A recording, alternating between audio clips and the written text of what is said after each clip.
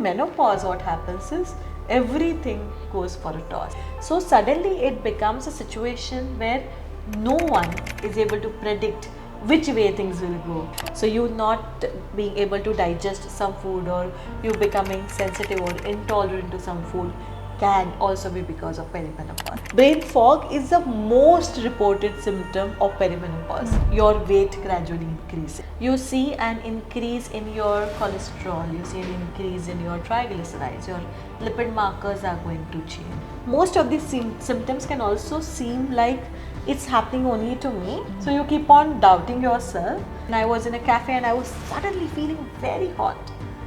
And the weather was fine, no one else around me was feeling hot. I still till date don't know whether it was a hot flush or not. And it is still bothering me. The symptoms are so confusing or very small, right? Like something like you waking up with a crick in your neck. You might feel that maybe the pillow was lumpy, it was a new pillow. But then it continues to happen every day. You ignore it for 5 days, it happens for 7 days, you ignore it, you change the pillow, it's still happening. It's perimenopause. It's not that our grandmothers or our mothers did not achieve perimenopause. They never spoke about their issues. So these cortisol cocktails and bioidentical hormones are doing these rounds on Instagram. What do you think about these? Oh, I have great thoughts about them.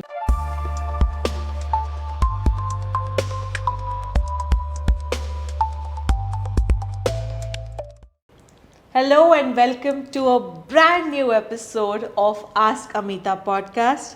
Here we speak about evidence-based nutrition and sustainable and practical advice. You all have been asking us to do our podcast in English, and which is why we have started this. I hope you all show us more love and support for all of these endeavors. Today we are going to be speaking about a very hot and happening topic, and I have Dipali with me to ask questions on your behalf to me. So what are we going to talk about today, Dipali? So let's talk about menopause. Menopause, all right. Yeah. So I'll start with the basics. What is menopause and how does it differ from perimenopause and postmenopause? Great question. Now, menopause is something that you achieve when you stop getting your period.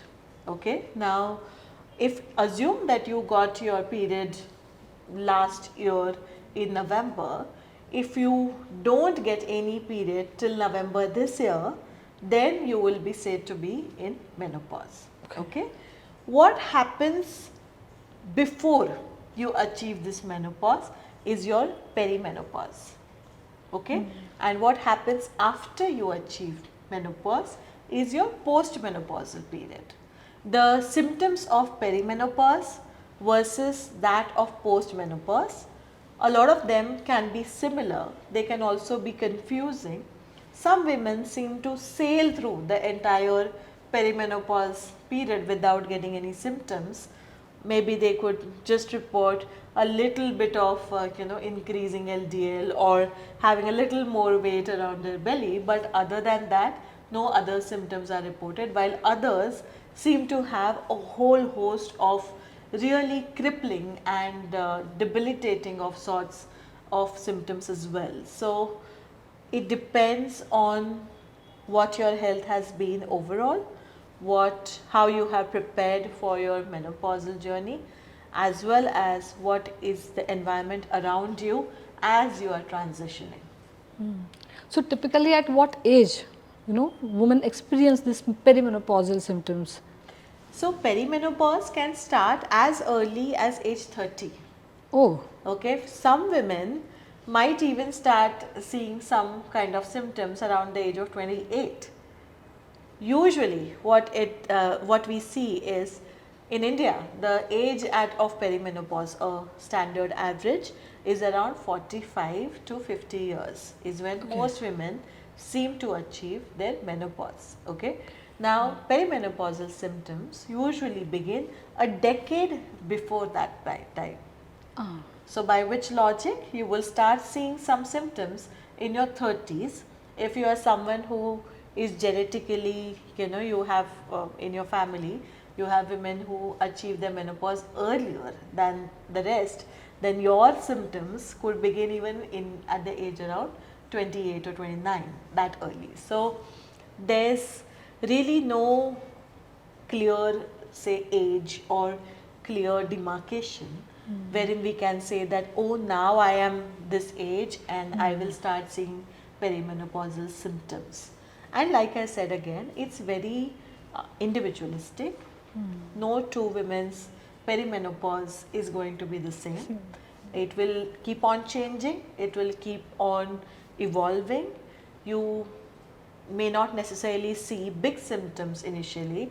Most women tend to ignore, their symptoms of perimenopause and attribute it to some other deficiencies or such, while it's actually because of perimenopause. Unfortunately, we don't have a huge body of research for this. Women's perimenopause, the reason why we are even hearing about it so much, it's not that our grandmothers or our mothers did not achieve perimenopause, but it may seem to most of us that they never had any issues, right? But actually the situation is that they never spoke about their issues. They were brought up, maybe to some extent even our generation, we've been brought up to not speak about our problems and to just bear through them and go about, doing all of your duties and looking after the household and looking after your family and not looking after yourself. Thankfully, things are changing now. We are seeing more and more women being more open about it, because earlier there was also a strange kind of stigma around menopause, although I don't personally see any reason behind that, or I don't understand the reason behind it. But well, because a womanhood was very closely linked to reproduction and to fertility, and menopause marks the end of it, yeah. of you being able to now bear children, because you no longer have any eggs left in your ovaries, right? So which means that you are now you're not fertile anymore, which is why it's possible that women used to not tell anyone about their menopause, or even that they were suffering through these symptoms, and which is why they hid all that they went through. I'm hoping that we all don't make the same mistake and we speak about our symptoms and we try to find solutions for that as well. So talking about these symptoms, can you just list a few symptoms? Sure. So that ladies will understand that they are actually into this perimenopause. So it's very interesting. The other day I was speaking to one client and she told me that I think I have perimenopause, but I'm not sure. Right. So I said, okay, can you tell me what is bothering you? What is happening to you?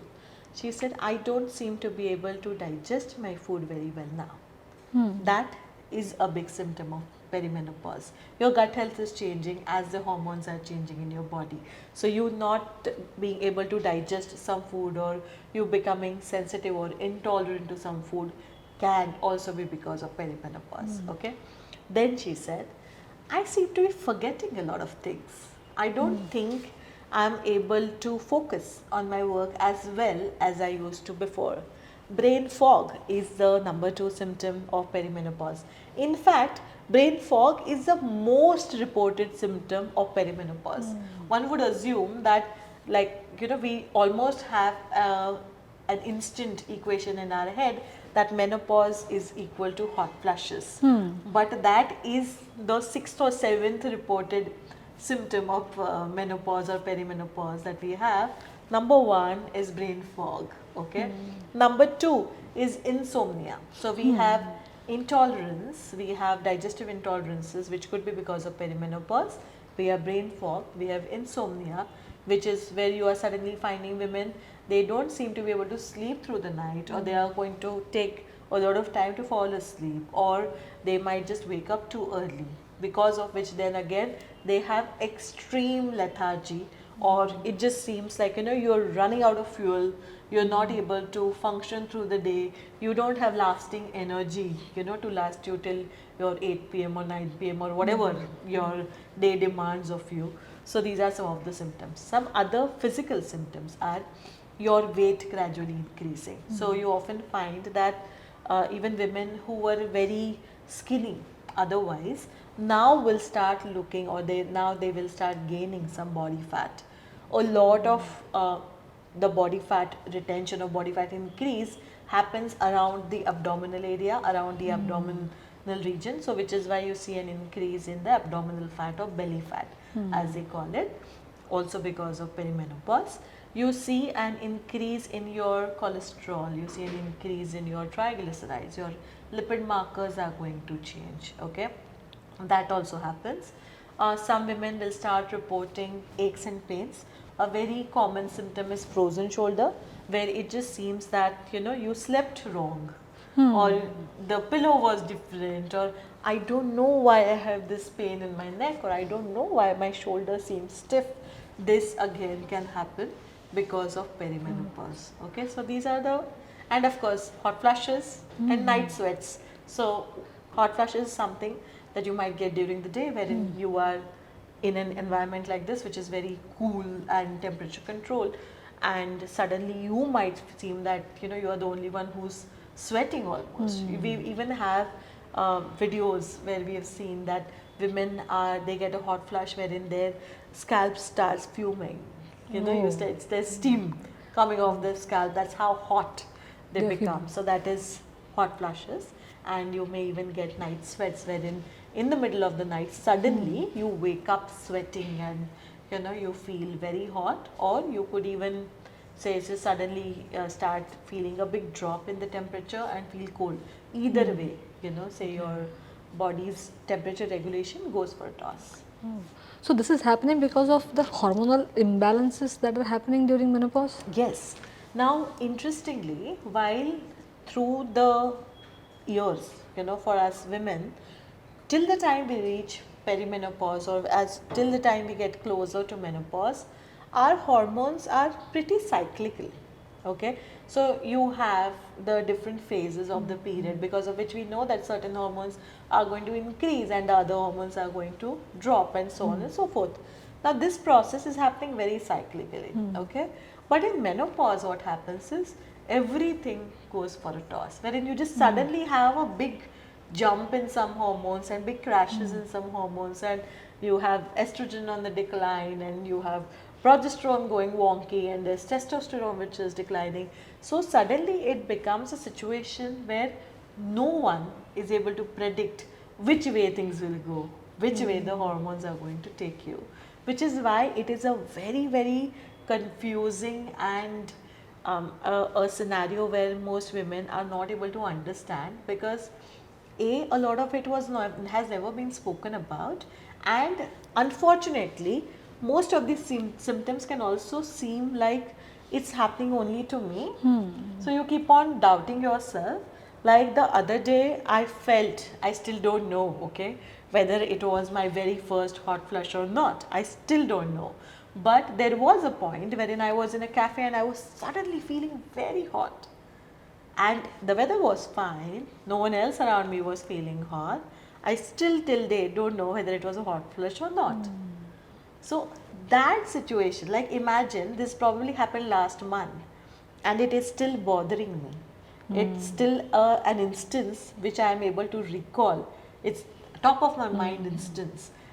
And that by itself, that whether even me as a nutritionist, I was not able to know that was it really a hot flush, or was it just something that I imagined? Was it something that just happened momentarily, or is it just becoming too big in my head? That actually is the bigger problem with perimenopause, because oftentimes the symptoms are so confusing or very small, right? Like something like you waking up with a crick in your neck. You might feel that maybe the pillow was lumpy, it was a new pillow, but then it continues to happen every day. You ignore it for 5 days, it happens for 7 days, you ignore it, you change the pillow, it's still happening. It's perimenopause. Okay?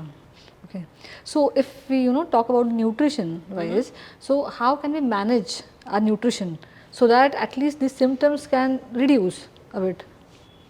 The symptom reduction may or may not happen, but what is super critical in perimenopause is that we start working towards maintaining what we have in terms of our bone mass and our muscle mass, because there is a very real and very big risk of sarcopenia and osteopenia, which is your muscles and your bone mass starts reducing and it starts becoming weak as we become older.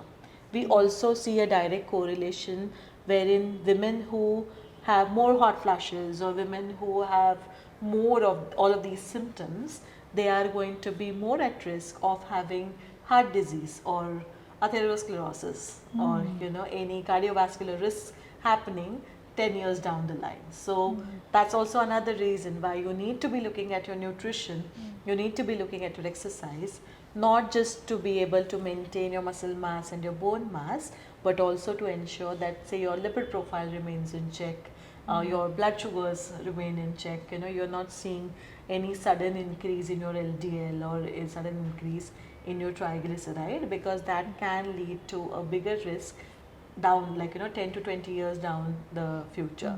So the things that you need to be very careful about in terms of your nutrition is your protein intake.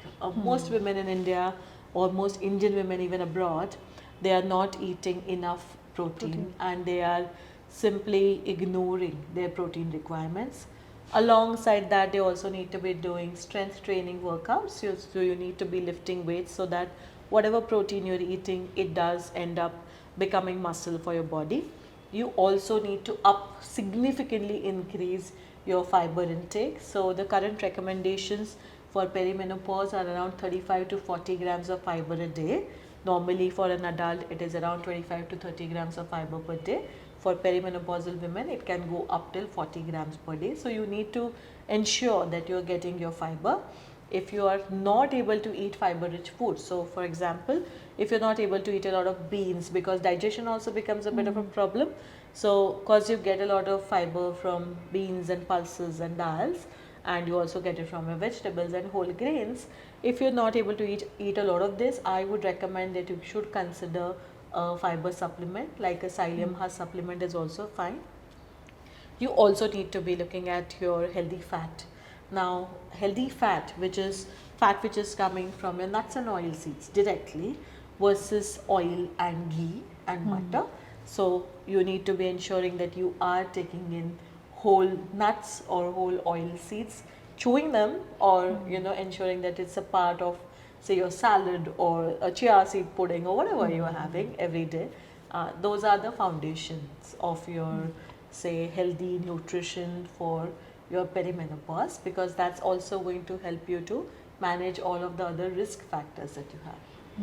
And what about this vitamin D and calcium? So do we need to take those supplements as well? You could take a D3 supplement. Indians anyway, we have a lot of calcium and D3 deficiency. So D3 supplement is something that you can take very well. 1000 IU supplement is what is recommended.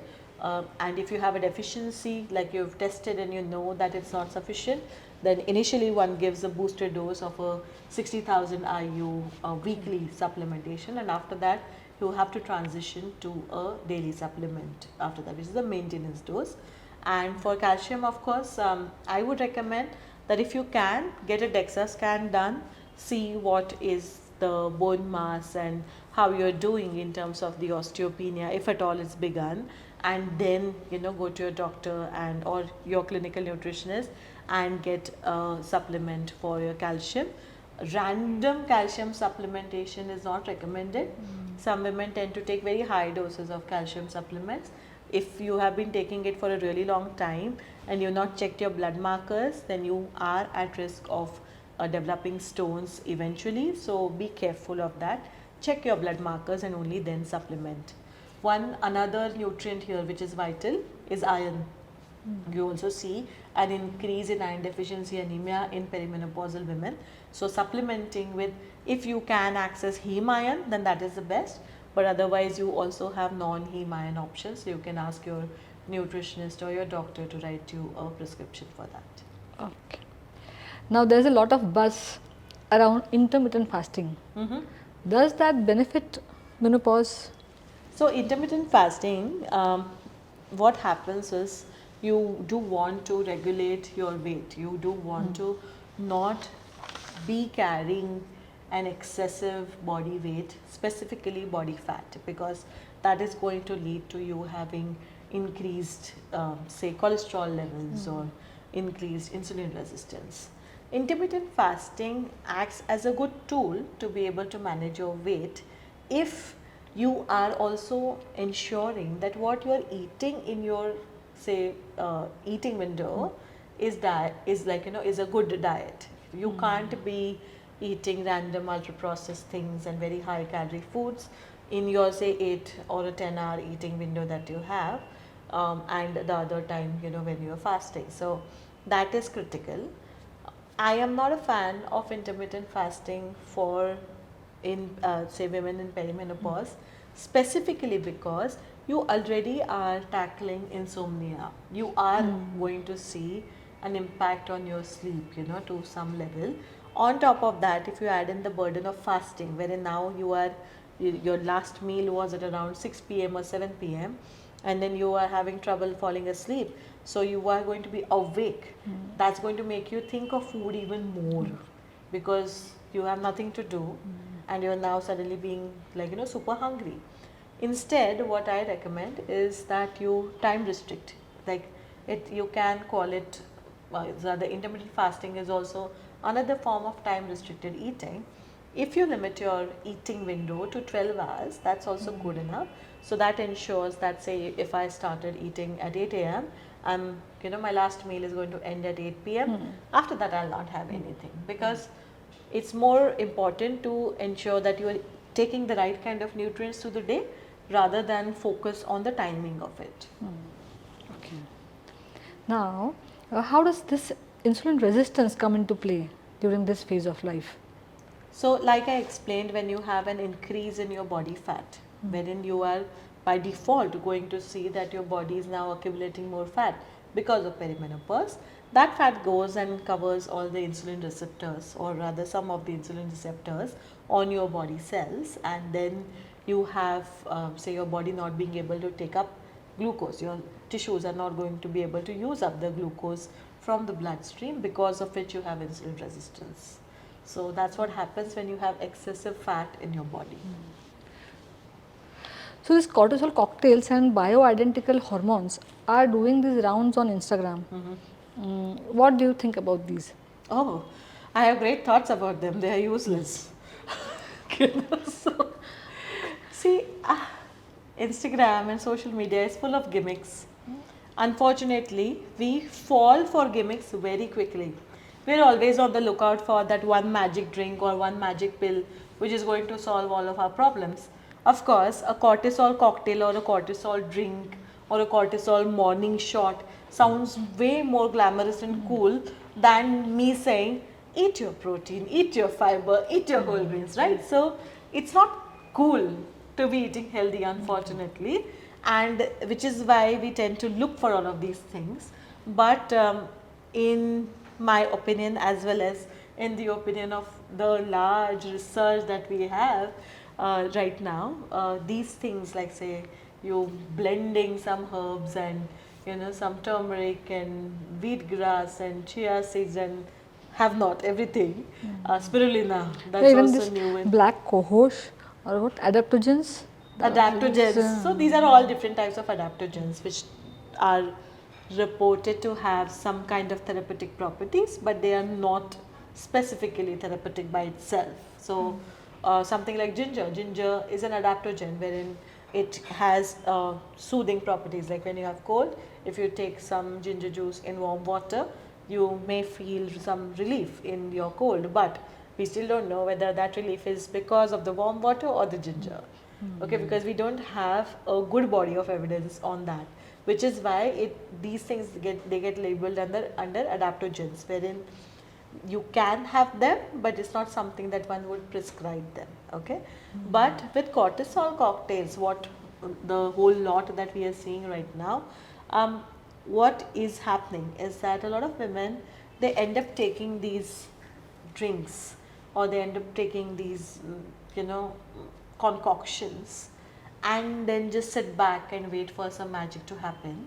Unfortunately, by the time they realize that no magic has happened, their perimenopause is also worsened, the symptoms have worsened, so they would be weighing more than they did before because they were just sitting waiting for the cortisol cocktail to do its magic, or they would, they will find that their LDL is increased, or they'll find that their perimenopausal symptoms have worsened because they did not do what was actually needed, is eat right, eat healthy and exercise. Okay, so in my opinion, all of these are a waste of time and money and energy, which can be saved for better purposes like doing some exercise and eating a good diet.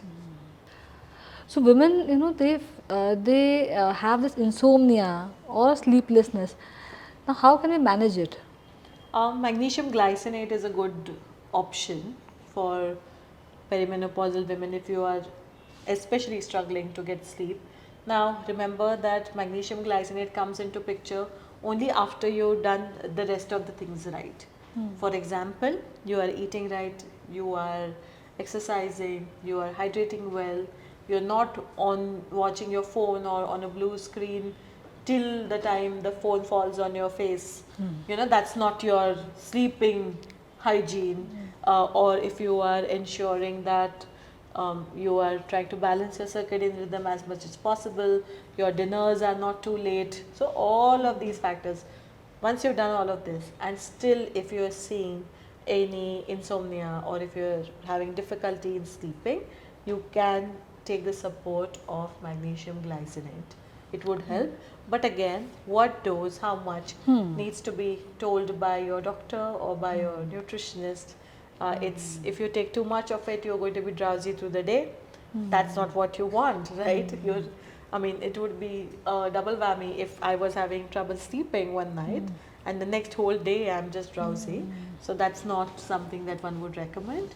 Although any magnesium glycinate, something with a dosage of around 150 to 120 to 150 of magnesium glycinate should be good enough for most people. Okay. What's your view on caffeine? Should it be limited or totally avoided? Caffeine is super important actually, great question. Now caffeine acts differently for different women. Some are going to suddenly become super sensitive to the caffeine load and others seem to sail through it. Okay, so I personally feel that perimenopause actually is a time of tremendous self-reflection, because you have to think, okay, is it the caffeine which is now giving me a tummy ache, or is it the caffeine which is causing my insomnia? So there's a lot of elimination of factors that you have to do in perimenopause. So I would say that you look at how you're feeling. So some women are going to take if they just delay their cup of coffee in the morning, then they feel that they are able to handle it better. Others find that if they just stop all coffee intake at around 3 p.m, then they are able to sleep better. So it's something which is very individual. We don't have a general recommendation on coffee as yet, but if you are someone who is struggling with sleepless nights, then it's always best that you stop your last coffee at around 2 p.m. to 3 p.m. so that you don't have too much caffeine into your system, because it is going to impact your sleep. So finally, can you just give 3 simple dietary changes that a woman can start today itself so that she can support her body during menopause or perimenopause? Okay. Number 1 is eat sufficient protein, lean protein again, not red meats and not lots of saturated fat. So eat enough protein. Number 2 is eat enough fiber. So make sure that you are hitting your at least 35 grams of fiber per day. And number 3, start lifting weights today if you don't do it already. Thank you so much. Thank you for asking me all of these wonderful questions. I am hoping that a lot of your questions were answered. If you still have any more questions, do drop them in the comments, and of course, don't forget to share and subscribe to this channel, because we would love to bring you more episodes. We can do that only if we have enough response from you all. See you soon.